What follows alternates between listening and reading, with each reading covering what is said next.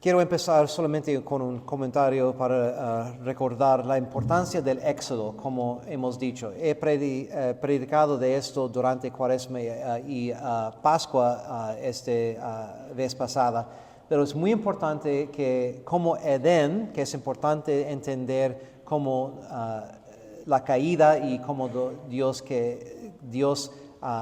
deshace la caída. También tenemos que entender el Éxodo, porque es a través del Éxodo que entendemos cómo Dios quería salvarnos. Por ejemplo, Moisés es un tipo de Cristo. La vara de Moisés es un tipo de la cruz, la madera. El Cordero Pascual es Cristo y la cena pascual es la misa. El cruce del Mar Rojo es el bautismo, un tipo de bautismo.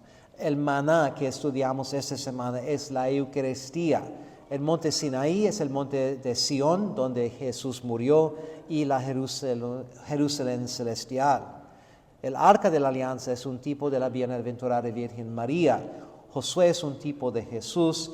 La cruz del río Jordán es un tipo de la muerte, y la tierra prometida es el cielo. Pues es necesario enfocar más en el Éxodo que mucho en el Antiguo Testamento a causa de esto. Hoy hablamos de la maná y de los 10 mandamientos, dos relatos muy importantes en el Éxodo.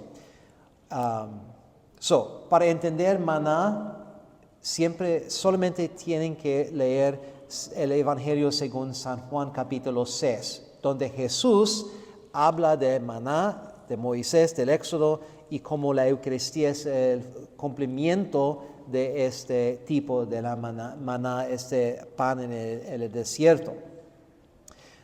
Consideramos la Eucaristía bajo de tres formas. La primera es como sacrificio. El sacrificio del cuerpo y sangre de Cristo en la cruz hace presente a través de la misa.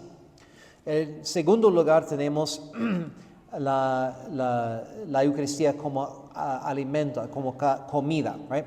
Y esta es la Sagrada Comunión que tomamos para tener la fuerza de llegar al cielo. Y el pan y también la presencia sacramental de Jesús en la Eucaristía, en nuestros tabernáculos, en el sagrario, en nuestras iglesias. Y en el Éxodo vemos tres formas de esto también. El grano y el vino se ofrecen con la mayoría de los holocaustos en el Antiguo Testamento. No solamente los animales, pero también grano y vino, es decir, pan y vino, ¿sí?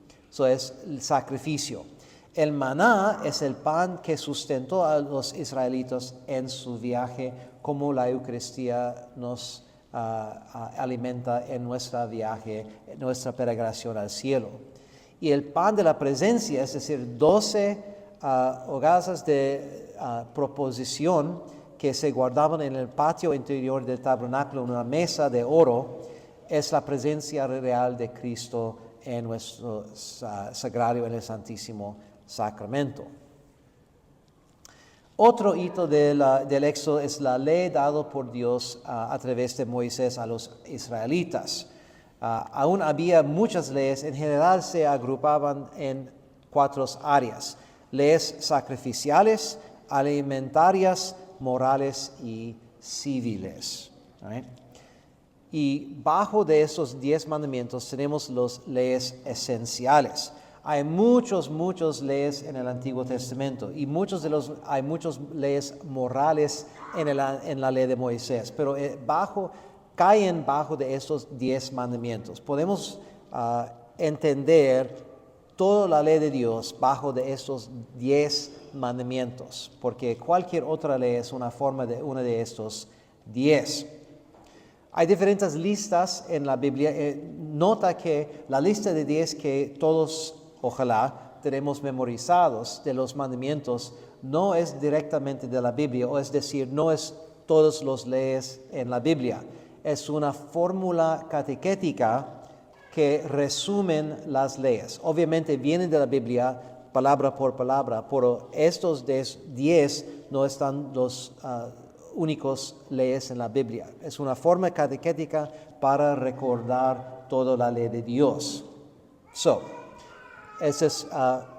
tenemos nuestros 10. Los protestantes se numeran los mandamientos diferentes para una condenación de los católicos y nuestro uso de imágenes, que no es un pecado, pero vamos a hablar de esto cuando lleguemos a este mandamiento. Es necesario memorizar estos mandamientos no solamente para aplacar el Padre para recibir sus sacramentos.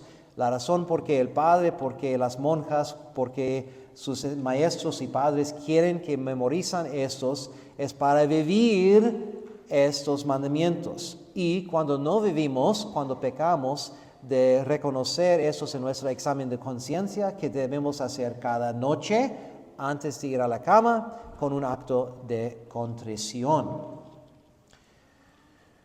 ¿Por qué es importante? Porque es verdadero.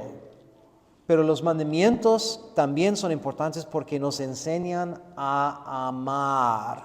Dios es amor, por lo tanto también su ley es amor.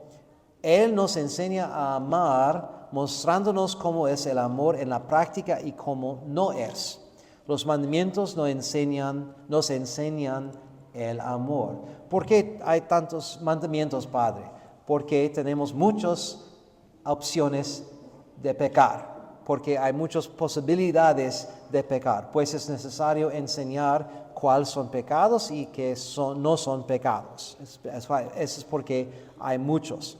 Pero una razón de seguir esos mandamientos encontramos en la oración colecta de esta misa que ofrecí después de la gloria. La oración dice: oh Dios, que has puesto la plenitud de la ley divina en el amor a ti y al prójimo, concédenos cumplir tus mandamientos para que merezcamos llegar a la vida eterna. Queremos llegar a la tierra prometida, pues tenemos que pasar por Monte Sinaí y la ley. Otra vez, todo está acerca de la relación con Dios. Vamos a revisar un momento estos otra vez. Pregunta 49, disculpe. En el catecismo dice: nombra y explica los 10 mandamientos. Ya. Yo sé que hay diferentes versiones en palabras y yo sé que algunos tienen memorizado un poco diferente. El punto es que si su versión contiene estos 10 mandamientos, está bien. Si una palabra o dos es diferente o no faltan las palabras esenciales. El primero es: yo soy el Señor tu Dios, no tendrás dioses ajenos delante de mí. Número 2, no tomarás el nombre del Señor tu Dios en vano. Número 3, acuérdate de santificar el día del Señor. Número 4, el favorito de muchos padres: honra a tu padre, a tu madre. No matarás. Número 5. Número 6, no cometerás adulterio. 7, no robarás. No darás falso testimonio contra tu prójimo. No codiciarás la mujer de tu prójimo. No codiciarás las cosas de tu prójimo. Otra vez, Dios nos creó para tener una relación amorosa con Él. Pues nosotros tenemos que entender qué es amor y qué no es amor, y eso es porque estudiamos y seguimos los mandamientos.